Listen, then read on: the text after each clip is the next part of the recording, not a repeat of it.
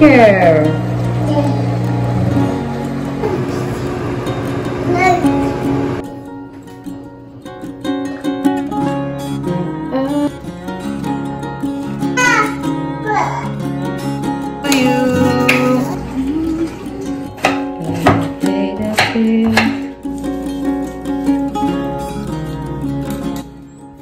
Oi gente, tudo bem? Sejam bem-vindos a mais um vídeo aqui do canal.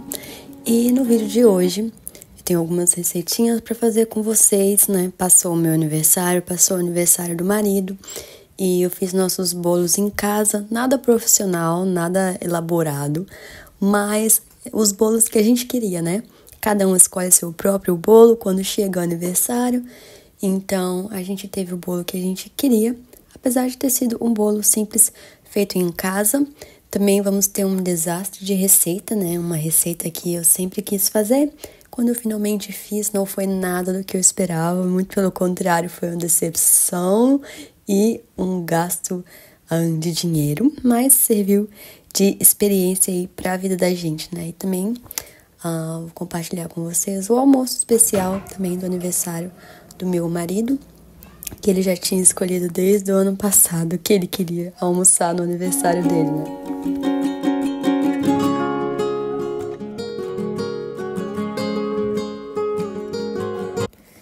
Essa massa que eu tô fazendo ali, eu nem vou compartilhar a receita passo a passo com vocês, porque não foi assim o que eu esperava, na verdade era um teste, né? Eu peguei a receita de bolo base, assim, aquela receita padrão de bolo de baunilha, e tentei fazer ela de fermentação natural para ver o que ia dar. Porque se ficasse bom, quando chegasse o bolo do meu marido, eu já ia ter testado uma vez, né? E ia poder fazer sem risco de estragar o bolo dele, o dia dele. Aí eu tava tentando ali fazer, mas a massa não ficou muito boa, porque primeiro que tava um dia muito frio, e dias frios não são muito bons para que a massa cresça, para que a massa fermente e tudo mais, né? E também eu deveria ter batido muito mais, deixado aerar muito mais na parte dos ovos com açúcar. Mas não ficou ruim. De forma alguma ficou muito gostoso, apesar da massa não ter ficado com uma aparência muito legal, né? Porque ela não tava assando de jeito nenhum. Por mais que foi só um pouquinho de massa, eu fiz só metade da receita, porque como eu sabia que era um teste, um experimento, caso desse errado, eu não queria perder tanto ingrediente, né? Então eu fiz metade da receita ali. E a massa não assava de jeito nenhum, então acabou ficando muito mais tempo do que deveria no forno. O que fez com que ela ficasse com uma cor esquisita, né? Ao invés de ficar aquele bolo branquinho, fofinho, ele ficou por dentro um bolo meio amarelado. Mas não interferiu no sabor. Continuou um bolo gostoso e a gente comeu ele todinho, né? Ali também era outro teste, que era essa cobertura. Ali eu tava só derretendo manteiga com cacau em pó. Foi uma receita de cobertura que eu peguei no Pinterest, porque eu queria fazer uma cobertura diferente, né? Que não fosse ganache, que eu normalmente uso quando é de chocolate. Eu queria que a minha cobertura e recheio fosse de chocolate. E a última vez que eu fiz buttercream, eu não gostei do sabor e nem da textura de buttercream. Então eu queria testar alguma coisa diferente. E essa eu gostei muito, porque é bem fácil de fazer, rápido de fazer, só precisa de açúcar impalpável, né? Açúcar de confeiteiro, cacau em pó, manteiga e um pouquinho de leite. A gente derrete ali no começo, né? Depois vai acrescentando o açúcar de confeiteiro até dar ponto. E, gente, é muito boa essa cobertura, pelo menos eu gostei, né? Eu achava que ia ficar com aquele gosto característico do açúcar de confeiteiro, que eu não sou muito fã, que fica com aquele gosto artificial de pasta americana, né? Mas essa cobertura não fica por usar o cacau em pó 100%. Então ela fica mais pro amargo do que pro doce. E depois que ela seca, a gente pode encostar, que não suja o dedo, né? Fica assim bem sequinha, bem durinha, então eu gostei muito. E essa inspiração de decoração de criança, eu também vi no Pinterest e fiquei querendo um bolo assim, cheio de florzinha, decoradinho com esses doces. Eu não usei o M&M, né? Ali é só um lanchinho da tarde que eu fiz nesse dia, tá? Um patezinho com umas torradinhas de fermentação natural e umas bolachinhas. Tava compartilhando com vocês. Mas enfim, eu segui a inspiração de decoração que eu também tinha visto no Pinterest. Tava muito querendo essas florzinhas coloridas, porque faz parte da pessoa que eu tenho me tornado ultimamente, né? Pessoa que gosta de florzinhas, gosta de plantinhas. Então eu queria que o meu bolo fosse assim. E apesar da massa não ter sido o que eu esperava, ficou gostoso, a gente aproveitou.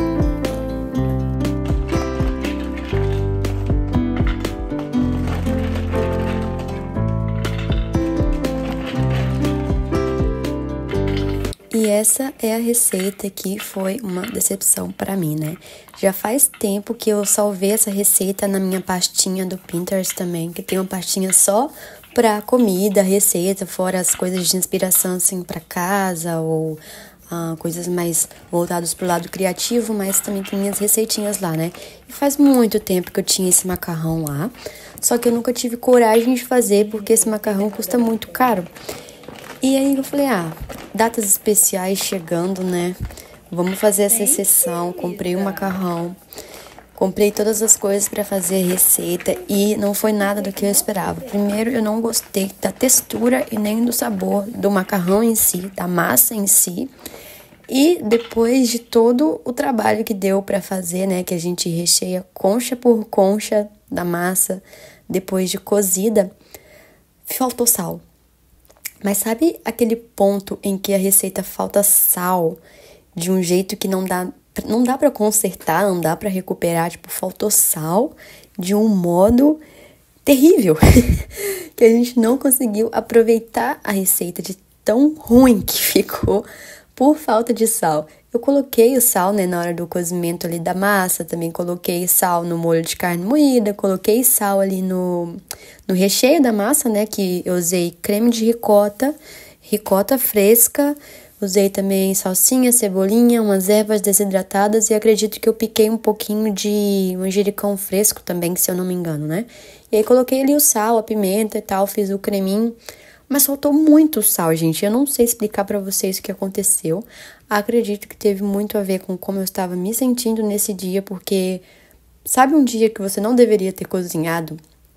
Por mais que a gente goste de cozinhar, por mais que a gente, né, sinta muito prazer na cozinha, existem dias que a gente simplesmente não tá bem, né? E se a gente não tá bem, pelo menos comigo, isso sempre acontece.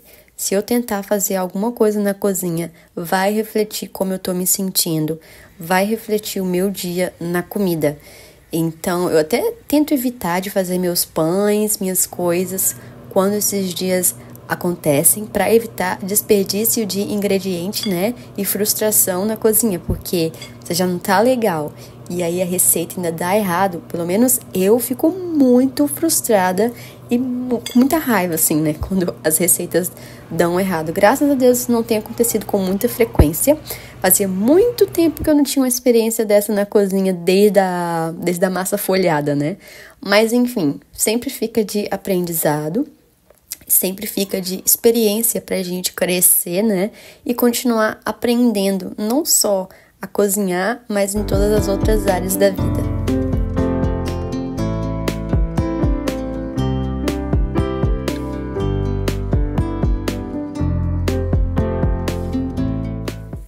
Esse também foi um dia que minha filha demorou muito pra dormir, demorou muito pra gente conseguir fazer ela dormir.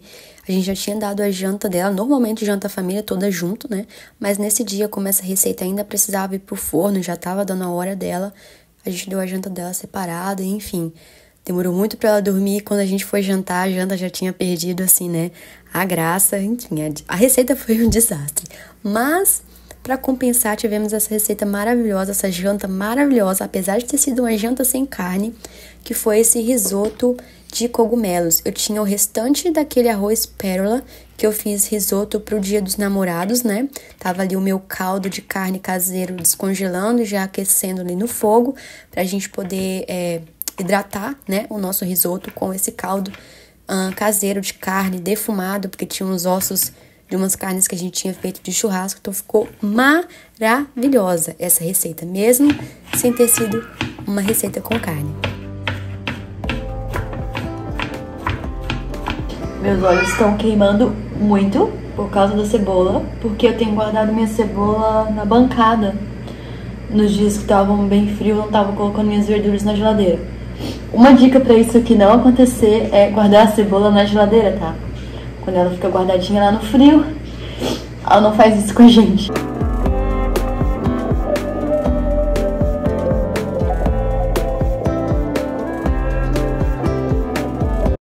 Eu segui pela segunda vez as instruções de preparo que vem na própria embalagem do arroz, né?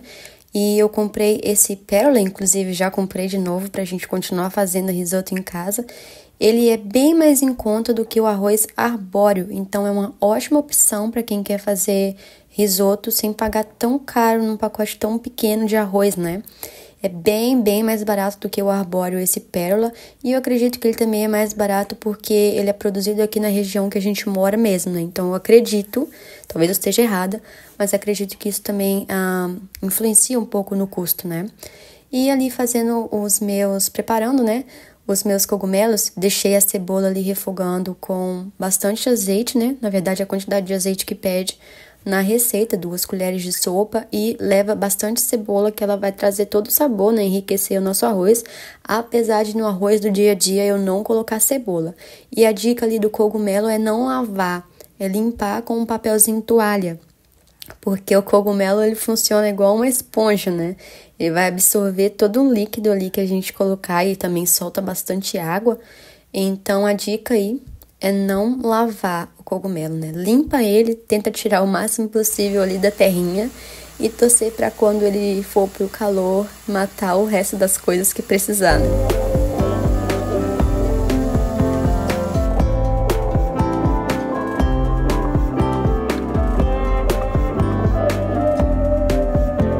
E apesar de ter sido uma janta sem carne, o sabor da carne estava totalmente presente, né? Por eu ter usado o caldo de carne. Então estava extremamente saboroso, tinha o que a gente precisava ali de proteína também, porque arroz já contém um pouco de proteína, né? E também tinha o cogumelo, que traz ali aquela textura meio carnudinha. E é só a gente ir hidratando o nosso arroz e ter muita paciência, né? Porque precisa ficar ali mexendo toda a vida. E tem que ter paciência, porque se a gente tentar fazer rápido, vai ficar duro. Então, dá aquela experimentadazinha básica de tempos em tempos para ver se tá no ponto, né? E a gente acrescenta o cogumelo ou o que a gente quiser colocar de recheio quando já tiver usado metade do caldo, né? Quando o arroz já tiver absorvido ali metade do caldo que a gente escolheu para hidratar, é hora de colocar o nosso recheio. E no final a gente finaliza ali com 2 colheres de sopa de manteiga. E a receita, gente, pede meia xícara de parmesão. Mas o que meia xícara de parmesão vai fazer numa receita, né? Eu acredito que quanto mais parmesão, quanto mais queijo, melhor. Então a gente já tava ali, vamos colocar mais sabor, porque só vai trazer mais sabor, né? Deixar mais gostoso. Meia xícara não serve pra mim. E ficou muito gostoso. O marido adorou demais. Até minha filha gostou.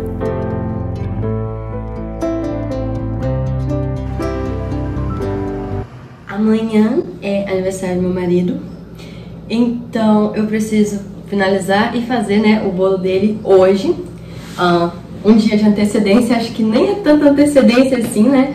Mas amanhã eu não quero mais estar mexendo com isso, né? Eu quero que o bolo já esteja pronto pra eu poder focar só no almoço. Eu não sei se vai ser no almoço ou na janta que eu vou fazer a comida que ele quer. Mas enfim, desde o ano passado, desde o aniversário do ano passado, ele já falou qual era o bolo que ele queria.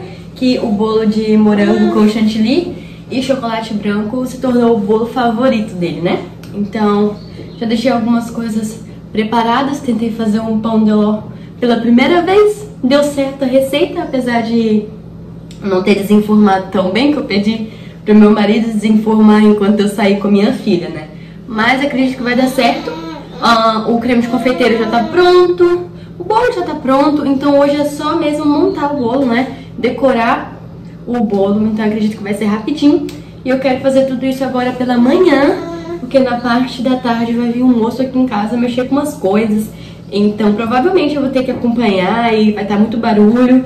E a gente precisa de paz e sossego pra fazer as coisas assim na área da confeitaria, né? Pra não dar errado. Eu tinha comprado esse pão de ló pronto no mercado, porque eu fiquei com muito medo de eu não ter tempo de fazer o bolo do meu marido. Então eu tinha ali uma carta na manga, né? Acabou que eu consegui sim fazer o bolo dele. E que bom que eu fiz, gente. Porque apesar de ter ficado machucado, isso ali é o meu chantilly que deu errado, virou manteiga, tá? Mas pra não desperdiçar ingrediente, eu tentei transformar ele no buttercream, que é feito com manteiga, né? Para utilizar ali, ó, só acrescentar açúcar impalpável e baunilha, né? E continuar batendo, que vai virar ali um creminho pra gente não perder o nosso ingrediente. Enfim, fez muita diferença fazer o próprio pão de ló. Eu nunca tinha feito, mas procurei a receita mais fácil que eu encontrei na internet de pão de ló. Deu super certo, ficou tão fofo, tão úmido, tão suculento o bolo, que dispensou o uso de alguma coisa para molhar, sabe? Eu tinha comprado um leite de coco, mas quando eu abri a embalagem e eu senti o cheiro, eu não tive coragem de colocar no bolo, porque eu tive certeza que ia estragar o bolo usar aquele leite de coco com aquele cheiro tão forte de coisa química, né? Então eu nem cheguei a usar.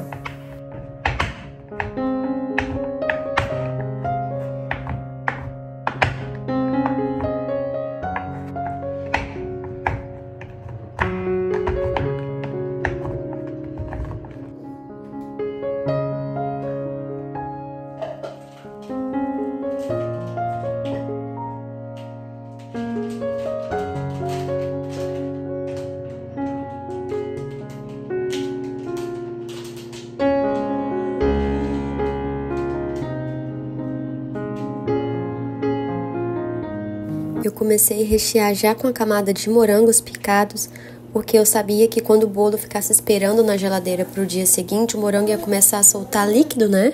E já ia servir para umedecer e trazer mais sabor para o pão de ló, que estava extremamente fofinho e molhadinho já, né? E tentando só colocar o morango estrategicamente nas bordas do bolo, porque foi um naked cake, né? O bolo pelado, o bolo que a gente não faz aquela cobertura perfeita em volta. Então a gente quer que o morango apareça nas laterais, apareça na borda. Como eu disse, não é nenhum bolo profissional, nem perfeito. Caso tenha alguém aí da área da confeitaria assistindo, por favor, releve os erros que você está vendo eu cometer. Mas eu tava ali fazendo cheia de boas intenções, né? Tentando agradar meu marido, que é a pessoa mais importante aí pra mim, meu Deus do céu, que cuida tanto de mim, divide a vida comigo. Então eu queria muito poder fazer o bolo que ele queria no aniversário dele, né? Que ele não merece ser agradado só no dia do aniversário dele, merece ser agradado todos os dias da minha vida, porque afinal de contas ele me agrada todos os dias, né? Ele faz as coisas por mim todos os dias, ele tá comigo todos os dias, então o que é um bolo, né, gente? Mas eu tava ali só tentando fazer o meu melhor pra ver se eu conseguia fazer o bolo que ele queria. Eu acabei usando também o pão de ló que eu comprei pronto, pra que ficasse um bolo maior, porque a minha intenção era mandar um pedaço bem generoso desse bolo para nosso vizinho, que me ajudou com o presente do meu marido, né? Eu precisei de um cúmplice para comprar o presente para mim e ajudar a escolher, porque era um presente que eu não saberia escolher sozinha por não entender da área de pesca, né? E eu comprei para ele uma vara de pesca, porque é um hobby que ele tá começando aí e gosta bastante. Então eu precisava ter bolo suficiente para dividir.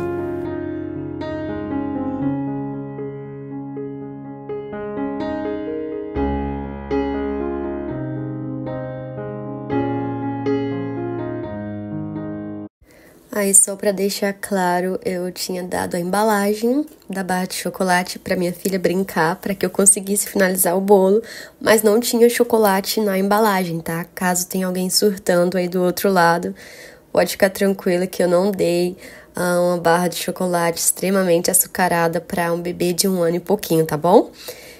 Enfim, eu tava ali só colocando por cima um pouco daquele desastre que foi o meu chantilly. Toda vez que eu preciso usar chantilly, eu já compro aquela mistura pronta da caixinha, que é só bater, né?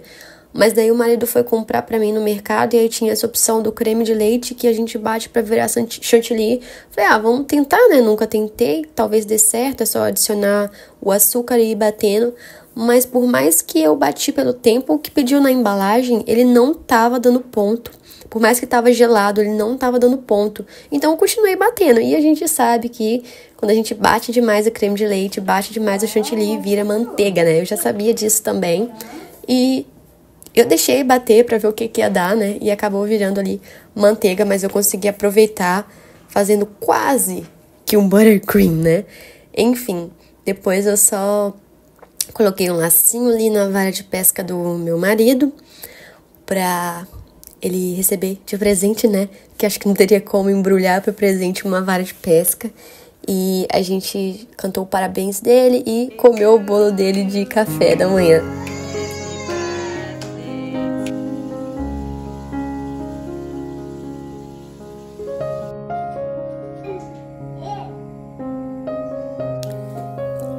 E como eu tinha dito pra vocês, o marido já tinha escolhido o cardápio do aniversário dele. Eu sempre pergunto, né? O que é que você quer comer no dia do seu aniversário? Pra eu poder já me preparar e me organizar pra agradar o marido com a refeição que ele queira. Eu tinha deixado esse frango já descongelando durante a noite, né? E pra fazer o meu frango assado é bem simples. Eu só começo dando aquele banho de acidez de cítrico no meu frango. Se eu não tiver limão em casa, eu uso uma laranja, que fica também delicioso. Na verdade, eu acho que eu gosto até mais quando eu dou o banho dele com laranja, porque laranja com frango combina muito bem, né? Mas eu acho que é essencial dar esse banho ali de limão, de laranja no frango, para tirar aquele cheiro de frango, né? E também para acrescentar sabor, né? Deixar ele ainda mais gostoso do que o frango assado naturalmente já é. Depois eu misturo ali tudo que eu quero de tempero. Acredito que ali tinha só azeite de oliva, sal, pimenta, alho e ervas desidratadas, né? E aí eu vou colocando no meu frango em todos os ladinhos dele, dá uma massagem bem boa nele, né?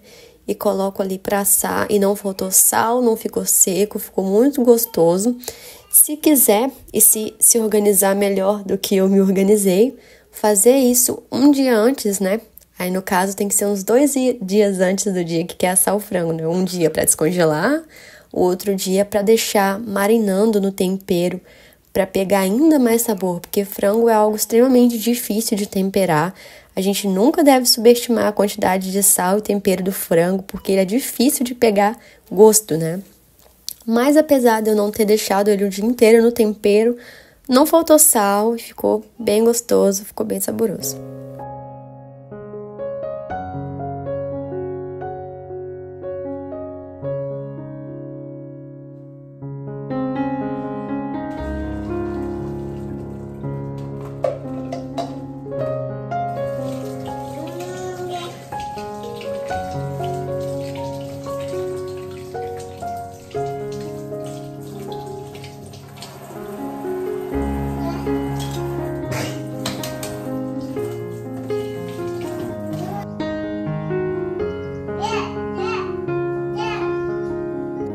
Ali eu só tinha cozinhado uns ovos para fazer uma maionese caseira, porque um dos acompanhamentos que ia ter pro almoço era maionese de batata, que é uma das coisas favoritas da vida pro meu marido comer, né? Então, claro que ele ia pedir maionese de batatas, principalmente com maionese caseira. Essa é uma receita que eu já compartilhei com vocês aqui no canal, que eu peguei de uma amiga minha, que usa ovos cozidos. Acredito que esse é o único motivo que me fez conseguir fazer essa receita, né? Por ser feito com ovos cozidos, então não preciso ficar dando ponto. E por eu usar em uma salada de batata, né? E a batata já solta ali o amido, eu fiz com o ovo a menos do que pede para ela ficar mais líquida de propósito, né? Porque o próprio amido da batata já vai dar a cremosidade. E se eu fizesse já com a quantidade total de ovos, que são 4, ia ficar muito denso, ia ficar aquela maionese muito dura, né? Então, para que ficasse bem cremosinha, eu coloquei um ovo a menos. Na verdade, 2, porque quando minha filha viu que eu tava descascando ovos, ela começou a pedir, que ela adora ovo cozido. E aí eu dei um ovo para ela comer e fiquei só com 2 ovos para fazer minha maionese, porque eu não ia cozinhar um outro ovo separado e esperar mais 12, 15 minutos até que ele ficasse cozido, né?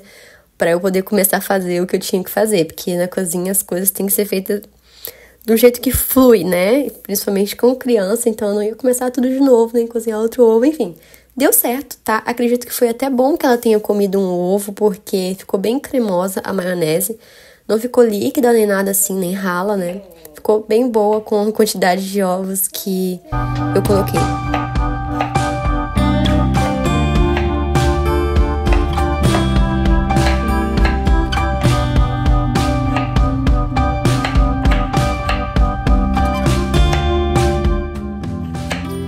Quando eu estava noiva e até antes disso, eu sempre ouvia que eu devia destratar do meu marido, me desfazer do meu marido no dia a dia e até mesmo não ser uma mulher boba que fica só servindo e cuidando de homem, né?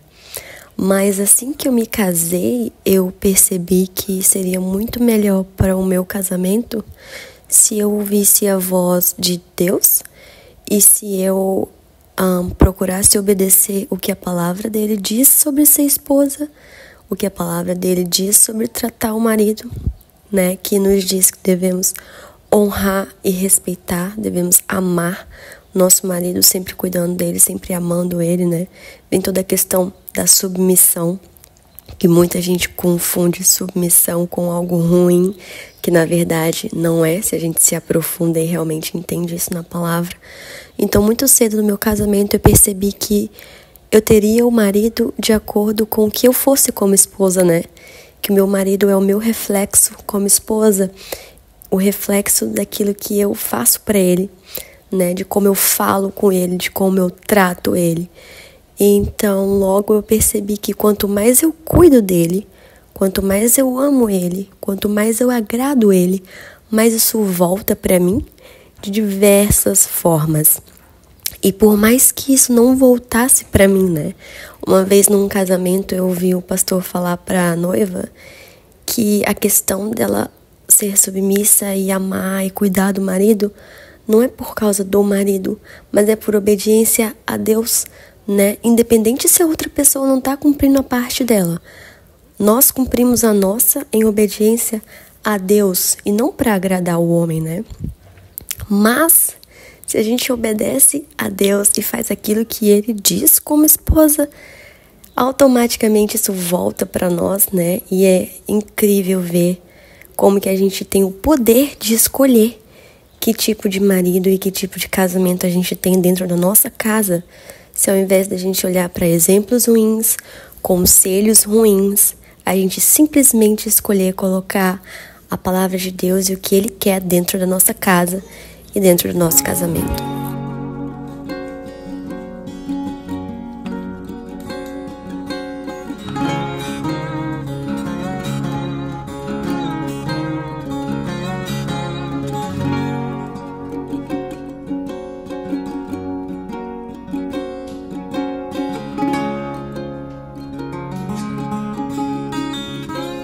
Foi isso pro vídeo de hoje. Muito obrigada a você que assistiu e a gente se vê no próximo. Tchau!